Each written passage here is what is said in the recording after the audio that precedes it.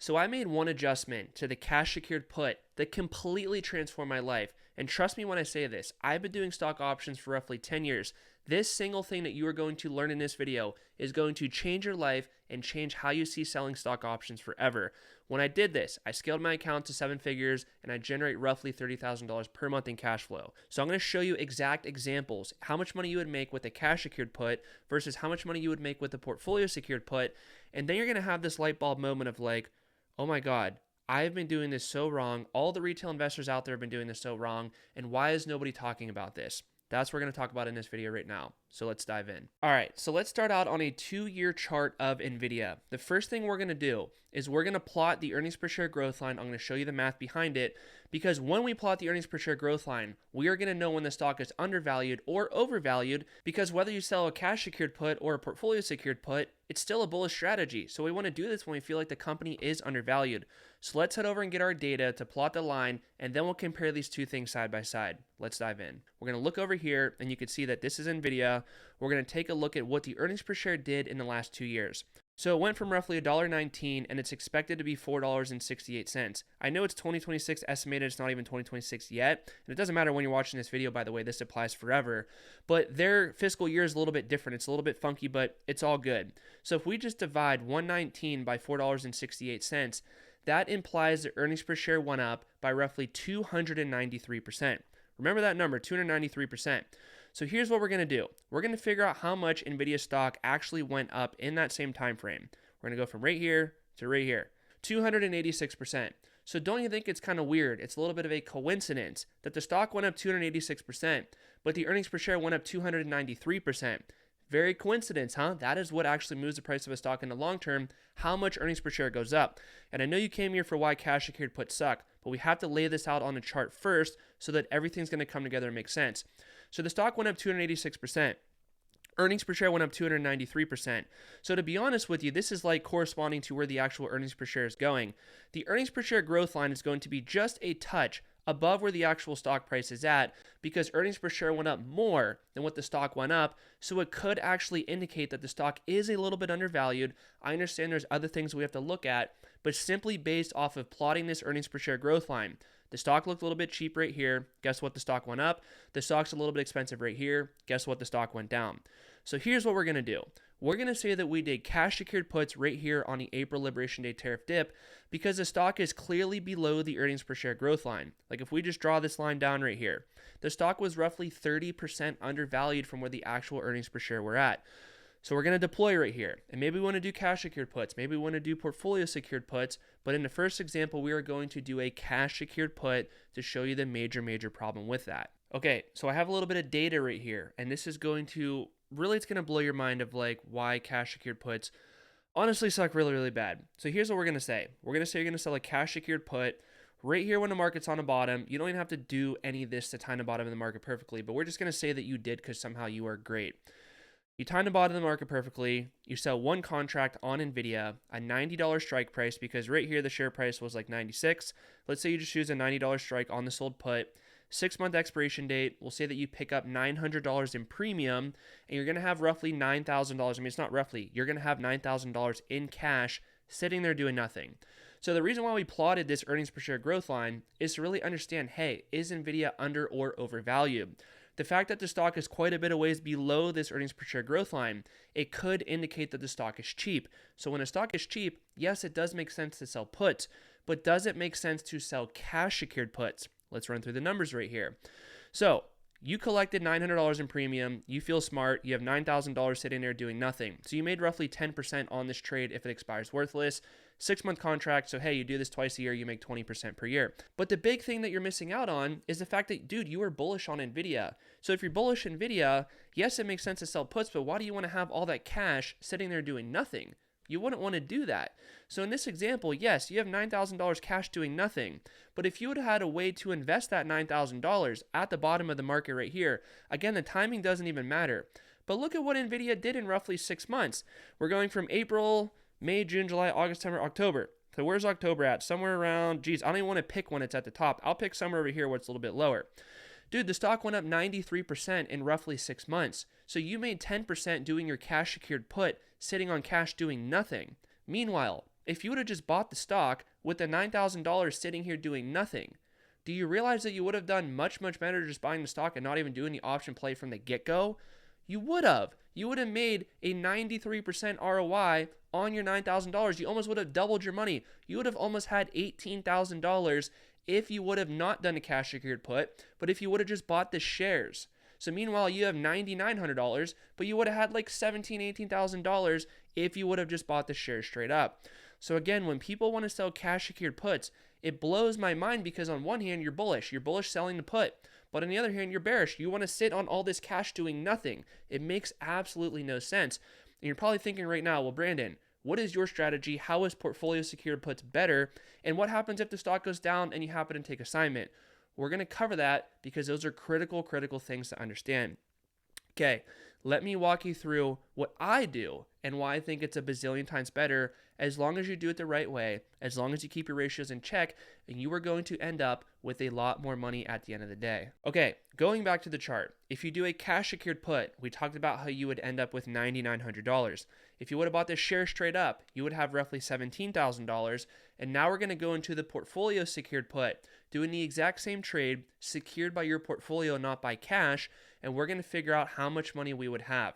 Now, here's what we're going to do. Before we dive into that, I see a lot of people commenting on all these videos saying, Brandon, I still don't understand what a portfolio secured put is. So the best way to explain this, let's just dive into my Charles Schwab account.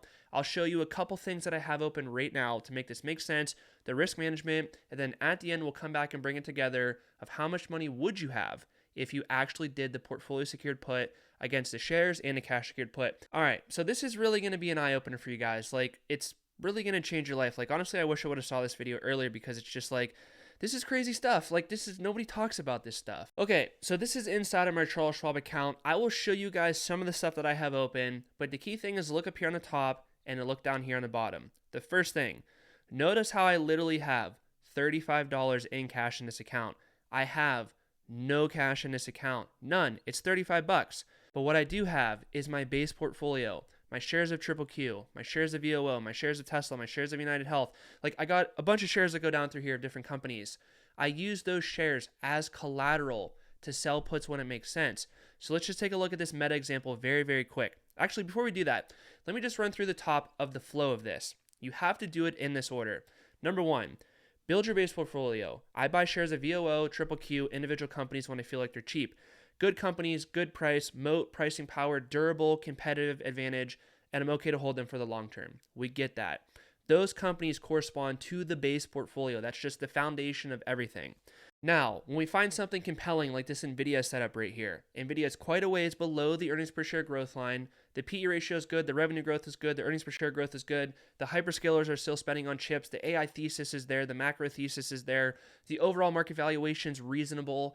That is a time to be bullish on NVIDIA. So if we're bullish on NVIDIA, do we really want to sell all these puts and have $9,000 in cash sitting here doing nothing? No, you would never want to do that. You would want to do it portfolio secured. So what portfolio secured means is that I'm using my shares of Triple Q, VOO, and all the other individual companies that I hold in this account as collateral to sell the put. Because think about it, cash is collateral. If you sell puts and you're on hook to buy $10,000 worth of stock, you would have $10,000 sitting here waiting for that assignment if you ever get assigned when you do a cash secured put. The difference with me is I have my base portfolio, and guess what? These shares have value. I could sell these shares of Triple Q or VOO or Tesla, whatever I want to sell. I could sell them, generate cash, and then take assignment if I have to take assignment. That is the whole basis of portfolio secured puts. I have my portfolio securing a trade, and the best thing about it is I am paying nothing in margin interest when I'm doing this. I have level 3 options. Call your broker up, say you want level 3 options, the ability to do margin on your account, but I'm not actively on margin because, again, I'm selling something. I'm not buying something. So when I sell portfolio secured puts, I sell the put secured by my base portfolio. If I sell, like, we'll go to this meta trade right here. I collected $46,000 the second that I sold this trade. The second that I sold the puts, $46,000 went from right here to the cash balance in my account. And now I could do whatever I want with that $46,000. I could go reinvest it in Meta shares. I could buy some Meta Leaps. I could build my base portfolio even more. I could go withdraw it and go blow it on something if I want to. That is the beauty of portfolio secured puts. And on top of that, I am paying nothing in margin interest. It's like a free HELOC on your house. So again, if you do this right with good companies at good prices and you keep your ratios in check, you're going to be just fine. Now, I know I keep harping on ratios and stuff like that, and ratios really, really do matter. So let me make this make sense really, really quick with the ratios thing, because if you don't understand this part, you are very likely to blow up your account. So hear me out on ratios, and then we'll go back to the chart. We're going to calculate how much money you would have if you do portfolio secured puts instead of buying shares and instead of doing the cash secured put too. Okay, ratios very, very quick. Let's just look at my account right here. It's the easiest thing to do. We'll just say 1.2 million bucks. Very simple. Let's say that I sell puts of company XYZ, and I'm technically on the hook to buy, we'll just say $600,000 worth of stock. It's 50% of the account value. Even if my base portfolio in this entire account value would fall by 50%, it could fall in half. This account's going to be worth roughly 600,000 bucks. And those sold puts that I did, I probably did like a 1 or 2 year expiration date. I'll link a video at the end for expiration dates. It'll help you out a lot of why I go longer duration. And I do side-by-side comparison, short duration versus long duration too. You got to watch that one. But if the market falls 50% and I go into money on all those sold puts, guess what? I could always sell shares of my base portfolio to take assignment of all those shares that I just sold puts on. And people are like, well, Brandon, you're selling all your shares to buy this company. Like, why would you do that? That's dumb. But guess what? It's not dumb, because I'm not selling puts on NVIDIA up here. I'm not selling puts on NVIDIA up here. I'm selling puts on NVIDIA somewhere in this dip right here. Again, you don't have to time the bottom perfectly. And I'm selling some puts right here on NVIDIA on this dip also, which I did do it. So if I'm bullish on the company right here, if the company is cheap, the growth is good, the whole macro thesis is there, blah, blah, blah, you get it. Why would I not want to have the right to buy those shares? We'll just use this $90 strike price we did right here. Why would I not want to have the right to buy shares of NVIDIA for $90 per share and get paid thousands of dollars in premium to do that? So I'm going to get paid to buy NVIDIA cheaper in the future when the earnings per share growth line is going like this. Again, it was really important to plot that line to make all this make sense. Earnings per share is going up like this, but the strike price is staying flat. So the distance between the earnings per share growth line and where the actual strike price is at, as time goes on, that gap typically widens and the stock has more of a magnetic force to follow up what the earnings per share is doing. Stock market bounces above and below the earnings per share growth line all the dang time. It's just volatility in the market. It doesn't matter in the short term, but in the long term, if the profits are going up, the stock is going to follow that on a long-term basis, like 1 or 2 years out or even longer. So again, I will be happy to take assignment of what I'm selling puts on. I never sell puts on companies that I am not okay to take assignment of. Every single thing I do, I am okay to take assignment. And on top of that, there's 2 other things that I could do so I didn't have to take assignment. I don't like to talk about this a lot because I don't want to give you guys a wrong idea of, oh, Brandon just takes on all this extra risk. But I could roll the contract down and out. I could choose a longer expiration date to give the earnings per share more time to grow. The stock is more likely to go up if you give it more time if the earnings per share is growing. On top of that, I could just take assignment straight up on margin and I could do the wheel strategy to get out of the shares. Give me the shares at this cheap valuation level, be patient, sit on them for a few months, sell cover calls, get rid of the shares, and I'm done with it. This is the beauty of this strategy right here and why it's so much better than doing cash secured puts and even buying shares straight up. Because if you're bullish, I could deploy my capital. I could buy shares right here. I could buy calls. I could sell puts. I could take the premium from the sold puts, buy shares and buy calls. It's a beautiful thing. So as long as you keep your ratios in check, you're very likely to be just fine. You're not going to have to worry about a margin call. You're not going to have to worry about blowing your account up because you know that you could always produce the capital to take assignment if you have to do it. Right now, for example, my sold put assignment value is well below 50%, like we were talking about in the example earlier. So if the market were to fall 60 or even 70%, I'm going to be just fine. I'm going to be sleeping well at night. I'm not going to be worried about my broker calling me up and saying, hey, Charles Schwab, this is us. We're going to give you a margin call, Brandon. That's not going to happen. I'm okay. I got my ratios well within check.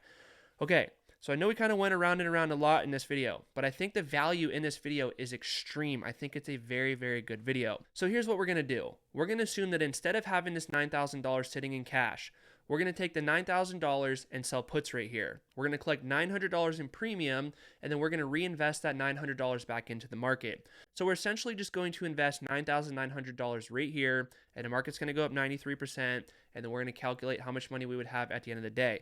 But there is going to be a step 2 to this that is going to blow your mind of why portfolio secured puts are double, triple, bazillion times better than cash secured puts. This is the grand finale at the end that's going to make you be like, oh my God, I didn't even think of that aspect yet. So If we do $9,900, and I'm going to multiply this on the side, $9,900 times 1.93, that's how much the market went up, we have a total value of $19,107. Okay, let me add this right here. 19,701, or sorry, 107. All good, we get that. So if you do it my way, you're going to have $19,107. Shares 17K, cash secured put. You underperformed drastically. You did terrible if you did cash secured puts. Now, here is the beauty of the trade. So net alpha on buying shares right here. You have net alpha of, we'll just call this $2,000, 17K to 19K. Here's the thing that most people don't understand.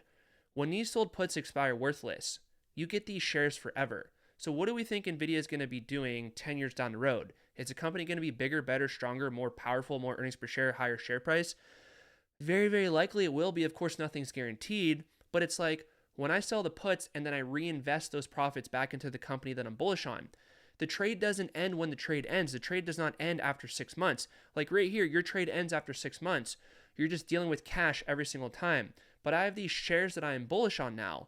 So as earnings per share continues to go up, these shares are going to grow forever. This trade, like this $19,000, this might be worth $100,000 down the road because I'm sitting on the shares and holding them for the long term. So meanwhile, you're stuck with $9,900 trying to find another trade. I'm sitting here doing nothing with these shares that I essentially got for free, the $900 in premium that I received, and then reinvested that back into the shares. I essentially got those shares for free, and then those shares are going to work and grow for me forever. That is the thing that most people miss. Again, that is like the grand finale of why portfolio secured puts are just so much better. And the last thing we got to talk about is my ROI in the last 5 years by doing this strategy through a bull market and a bear market. I have this channel over here on Discord. It's called My Historical ROI.